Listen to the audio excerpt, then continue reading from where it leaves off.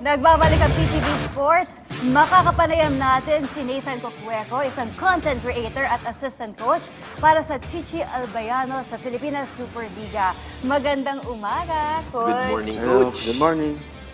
Coach Nathan, bago ang lahat, I'm very curious. Ano ba ang storya behind dun sa pangalan nyo, nickname nyo na Ham Time? Ayun. Yung Ham Time kasi nagsimula yan nung mga 2 years ago. Naglalaro ako sa isang papawis sa SHPH. Tapos, all of a sudden, nag-post ng video yung organizer. Tapos, nilagay niya ng hashtag na Ham Time. Tapos, ayun, doon na nagtuloy-tuloy yung video na yun. I think ngayon, nasa mga 16 million views na. Wow. Yung video na yun. Tapos, Viral. nagsunod-sunod na, bumalik na ako sa pagbabasketball ulit. Gawa din noon. Sabi ko, parang okay to parang mas magandang bumalik na sa pagbabasketball kasi for the longest time nasa motor industry ako eh. Hindi ako nagbabasketball talaga. Yun, doon nagsimula yung Ham Time. Siguro partner, no, yung kung sino man nag-post noon, nilaro niya yung winner play niya yung hang Hang- time. Akala ko half time. Pwede rin, baka. Pero Coach, content creator din kayo maliban sa pagiging coach. Kaya paki-describe nga po sa amin, ano po ba yung inyong content sa social media at kung kailan nyo sinimulan ito? Okay. Usually yung contents ko before, up to now naman, nasa mga motor show ako, nasa mga event. Ayun, sinashowcase ko yung magagandang motor, at the same time, nagja-judge ako ng mga motor. Yun. Tapos nung nalipat ng konti sa basketball or nadagdagan, ang naging advocacy ko kasi yung mga medyo matataba din, parang mas gusto ko bumalik sila sa pag-sports, paglalaro ng sports. Kasi yung iba nahihiya na maglaro gawa ng mabagal na, mataba, gano'n. Tapos yung iba naman binubuli. Yun yung naging more on mga contents ko ngayon. Pinapakita ko na kahit mataba, kayang gumalaw na mabilis, kayang makapag-basketball pa din.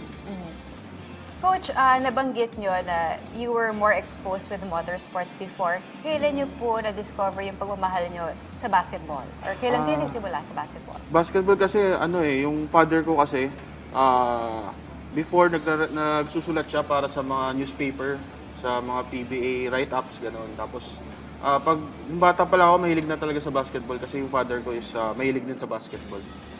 Yun, nagsimula yung And then, ayun, nung una siya nagtuturo sa akin, tapos everyday yon tuwing morning nagba-basketball kami.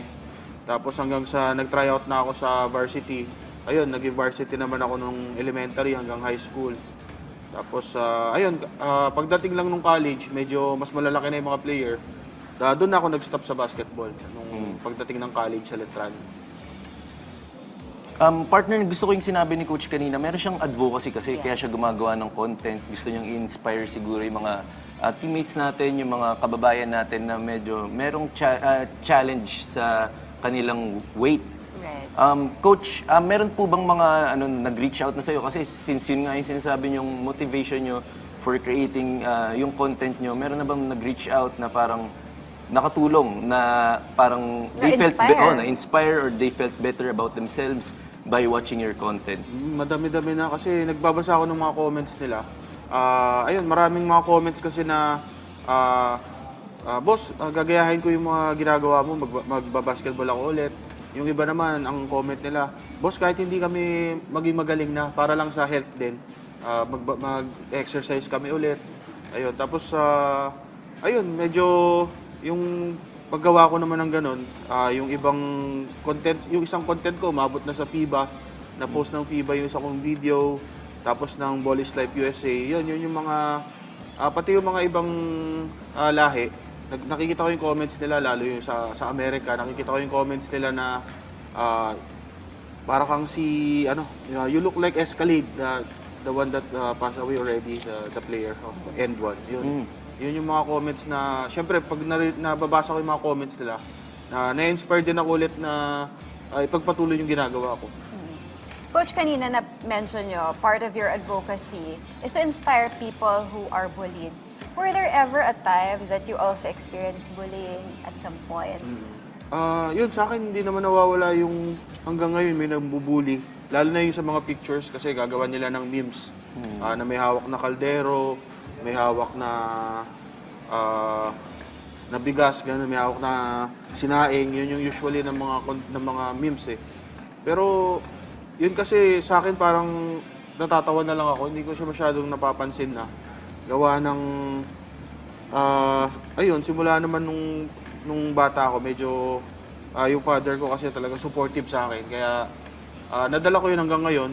Kaya kahit anong pambubuli, yun yung isang naiisip ko lang palagi na parang self-esteem ba na hindi mo kailangan pansinin yun ng bubuli. Gawin mo lang ng gawin kung ano yung nagpapasaya sa'yo. So, hindi kayo naapektuhan ng mga bashers ninyo at this point right now Hindi. na... Actually, yung basher, sila pa yung nagpapaganda lalo nung advocacy ko kasi mas lalo kang gaganahan pag may mga bashers. And coach, syempre, dagdag traction din yan sa mga content nyo. Kahit, sige, kaya kung sila comment lang ng comment, Oo. aangat lang Totoo rin yan. naman yung content Yung stats nyo. mo, lalong magbabiral. Di ba? Sa social media, kailangan ng magandang stats. Yes. Pero ang Engagement. gusto ko kay coach no na hindi nga siya affected, like you said, partner. Coach, ang tanong ko sa iyo ngayon, how do you keep a positive mindset? Paano mo shut out yung mga sinasabi sa iyo? Kasi clearly, hindi ka naman apektado. Pero some people, baka hindi ganun kadali sa kanila na gawin yun. So, paano po ba ginagawa nyo? Ayun, ma-advise ko dun sa mga ganun na nasasabihan na ng hindi maganda. Gamitin nila ng motivation yon para mas maging magaling sila. Kasi at the end of the day, kung makukontento ka sa sarili mo, yun talaga yung magpapasaya sa'yo. Eh.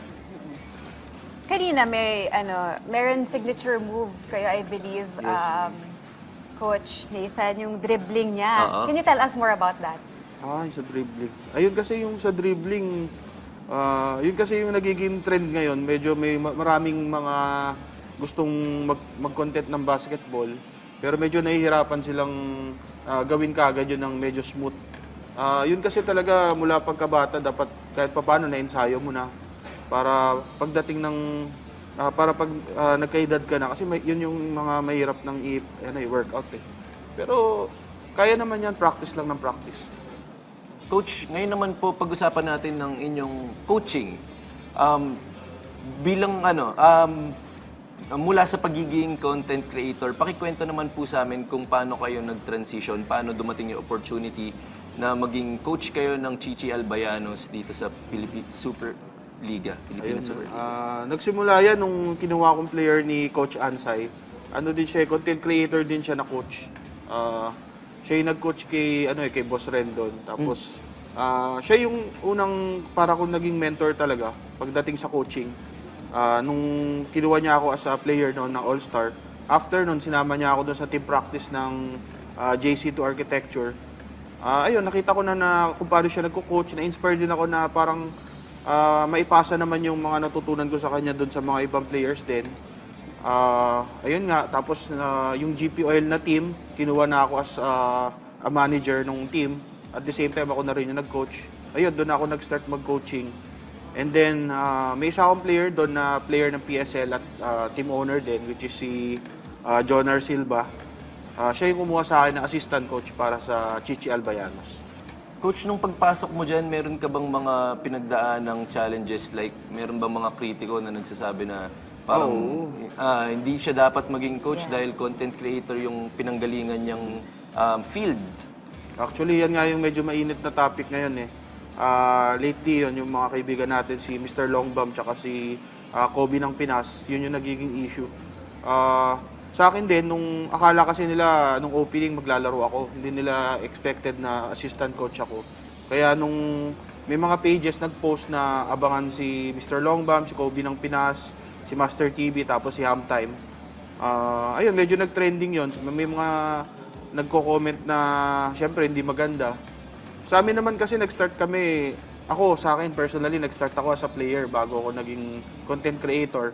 Doon naman sa content creator na nag-transition sa basketball, lalong-lalo na si Kobe ng Pinas na talaga yung ensayo niya everyday, talagang seryoso talaga siya sa basketball. Kaya masasabi ko dapat bigyan natin ng chance, which is nangyayari na ngayon na pinapakita niya sa PSL na kayang-kaya niyang sumabay sa mga pro players.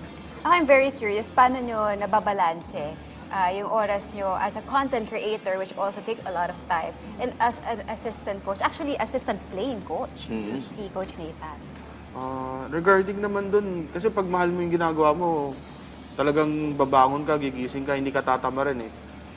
Yun naman yung nagiging motivation ko talaga. Pagka may event, yan, tapos pag may laro ng basketball, as much as possible kung ano yung naunang schedule, yun yung inuuna ko para ma-attendan ko yung laro o kaya yung event.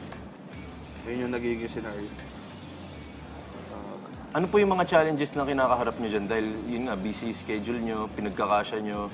Ano po yung, yun nga, yung pinakamahirap gawin sa pagbalanse ng mga yun? Although sabi nyo, nagagawa nyo naman dahil mahal nyo talaga yung bagay na to. Pero ano po yung mga challenges? Yun, yung mga challenges talaga, yung less yung time na mag-ensayo. Kasi pagka assistant coach ka lang, dapat mag-focus ka doon na matulungan yung players. Tapos, syempre may part din sa'yo na gusto mo maglaro. Yun yung mga nagiging, nagiging hadlang kahit papano. Pero, babalansin mo lang talaga kung ano yung mas importante ng araw na yon, kung saan ka magiging mas effective. Yan yung mindset ko na lang lagi. Ano ba yung goal ng Chichi Albayanos dito sa PSL President's Cup? What is your vision moving forward in your career? Ayun, yung sa team naman namin, ito, inaano namin na mag-ensayo para mas manalo ng mas maraming games. Kasi yung mga, syempre, may mga powerhouse teams na insisting dun sa liga ngayon. Pero lahat gagawin naman ng Chichi Albayanos para makasabay dun sa mga powerhouse team. Coach, kanina pinag-uusapan natin yung negativity that surrounds content creators like you. And especially pagka meron ka ring sinasalihang mga fields na para sa pananaw ng marami, hindi ka dapat nandun. Pero can you just share your side siguro na parang, syempre yung mga nagko-comment sa social media, parang hindi nila naiisip yun masyado eh. Pero as someone na nakaka-experience ng negativity, although hindi ka naman affected masyado, can you just tell our teammates siguro na kung ano yung maaring maging epekto nun kung hindi makontrol na maayos? Oo, kasi meron mga players na kinakain sila ng bashing eh. Yun yung medyo mahirap ngayon. For example na lang natin isang kaibigan ko kasi si Mr. Longbam. Actually ngayon, napansin ko talagang for the past 2 weeks talagang tad-tad siya ng bashing, ng mga ganon. Si Mr. Longbam, hindi naman siya basta-basta naapektuhan eh. Kasi kilala kong tao yan, isang prominenting businessman din yan, at the same time content creator, tapos pro player. Ayun, pero eto lately, medyo nagbabago na yung contents niya, nagiging mas malapit na sa mga tao, medyo may side na nakikita na yung side niya ng love for basketball tsaka pagiging humble. Ayun, unti-unti naman yan, nakikita naman yan ng mga fans tsaka ng mga bashers na kung ano talaga yung side ng tao, kung ano talaga yung mabuti niyang ginagawa. Kaya nakikita ko, nagta-transition na siya sa pagiging isang good example. Yan yung nakikita ko. In this day and age, though, marami nang pumapasok sa social media as gustong maging content creator to express themselves, or for some, gusto nila to gawing career, no? Ano yung magiging advice mo sa mga tao na gustong subukin itong mundo ng content creation through sports? Ayun, ang ma-advise ko sa kanila, talaga kung ano yung passion nila. Usually kasi kung ano yung passion mo, yun talaga yung magiging career mo rin eh. Tsaka masaya ka sa ginagawa mo, yun yung magiging scenario nun. Kaya ang payo ko sa kanila, isipin nila kung saan sila magaling, at the same time kung ano yung gusto talaga nilang gawin. Tapos yun yung gawin nilang content para natural lang yung pagiging content creator nila. Para hindi sila yung, marami kasi ngayon yung talagang pinipilit nila yung isang fields eh. Yung isang field na hindi naman para sa kanila. Tapos hindi nila talaga hilig. Kaya after few months, titigil na rin sila. Ganun yung nagiging scenario. To follow up lang dyan, Coach, no, meron bang tips para kung paano mapalago ang inyong social media page? Kanyari, meron ng mga gustong sumubok din sa larangan na yan? Ayun, siyempre yung importante doon kasi yung talagang sumasabay ka sa uso. Kagaya ngayon, ang trend ngayon sa social media, nakikita ko, nasa motor na, tsaka nasa basketball. Ayan, marami ngayon nagko-content ng basketball. Ang kagandahan naman nun, marami tayong nai-inspire na kabataan din na maiiwas sa masamang bisyo. Yun yung at the same time na nagiging benefit nung paggagawa ng mga ganong content. Balik tayo sa basketball. No? What can you say about dun sa suspension ni Mr. Longbang dito sa PSL? Ayun, ayun nga, unfortunately, nagkaroon ng isang one-game suspension si Mr. Longbam. Ayun naman kasi, actually, hindi pa siya nasususpend. Humingi na siya ng sorry kay Commissioner Jerry Esplana. Ang nangyari lang nun, syempre, na-post na sa social media, mga almost 1 hour na bago na i-take down yung post eh. Marami na nag-screenshot, at syempre, yung mga pages na iba, yun yung trigger eh, para makakuha sila ng followers at mag-trend sa Facebook eh. Wala na, kumalat na talaga yung nasabi ni Mr. Longbam. Pero kilala ko naman siya personally eh. Kumbaga dahil dun sa mga nangyari, mga nakaraan na puro negativity, gano'n. Kumbaga parang sumabog na lang siya na parang gusto niya maghamon ng 1v1 sa commissioner. Pero ayun, nakita naman natin kasi kung ibang tao yun, hindi yun basta-basta hihingi ng apology. Ayan, nag-apology siya kagad, wala pang nasa in-game, nag-apology siya during halftime. Ayun, buti nga, 1-game suspension lang din ang binigay sa kanya. Yan, kahapon yata hindi siya nakapaglaro, pero the following game, makakalaro naman na ulit si Mr. Longbam. Alright. Partner, dito mo makita no, na very rin talaga ang social media. You have to be careful kung ano yung mga sinasabi or pinopost because it has, especially with our content creators or our influencers na madami ng following. Tama. At pag nandyan na kasi yung post mo, partner, no, mahirap nang kahit alisin mo, kakalat agad yan eh. Yung iba nga Especially- sinisave na eh. Oo, Pina-download na. tama. Pero Coach, bago tayo magpaalam, meron po ba kayong mensahe para sa mga teammates natin, para sa mga fans ng inyong teams, and syempre yung mga followers nyo rin sa inyong social media accounts? Ayun, gusto ko lang pasalamatan syempre yung mga nagsusupport sa akin sa pagbabasketball. Tapos, syempre, patuloy nyo lang panoorin yung mga videos na ipopost ko pa, tsaka mga dayo at basketball na gagawin natin. Gusto ko din magpasalamat syempre sa mga tumutulong sa akin sa basketball, yung mga bosses natin, tsaka mga teams, yan, Tokyo Dry Fit, GP Oil, JC2, tapos syempre yung team namin ng Chichi Albayanos. Alright, maraming salamat kay Coach Nathan ng Chichi Albayanos Maraming salamat. at maligayang pagdating dito sa aming programa.